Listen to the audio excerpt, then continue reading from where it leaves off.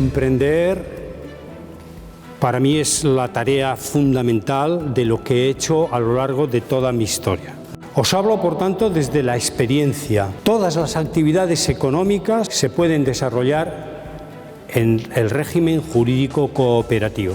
Una cooperativa es un modelo de empresa en el que el poder radica en los socios, frente a otro tipo de sociedades en las que el poder está en manos del capital. Es un modelo que conviene en mayor medida a aquellas personas que crean más en un desarrollo colectivo que individual. Por tanto, personas normales se sienten con poder que nunca tendrían en una sociedad que no fuera cooperativa. Son dueños de su destino y toman las decisiones democráticamente.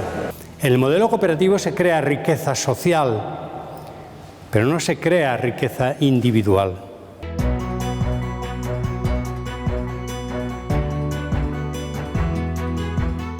El entorno social tiene una idea preconcebida de lo que tenemos capacidad para hacer.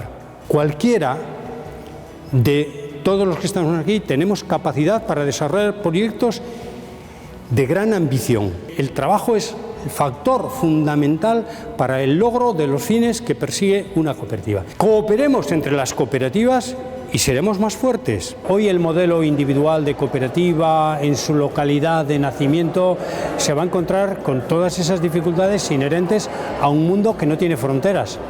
De manera que tiene que aprender a romper la individualidad de la cooperativa para poner en común con el resto de las cooperativas de su entorno como primer paso, porque ahí no debía acabar, debían de ampliar luego el marco de colaboración con cooperativas de territorios próximos. Sumar para ganar.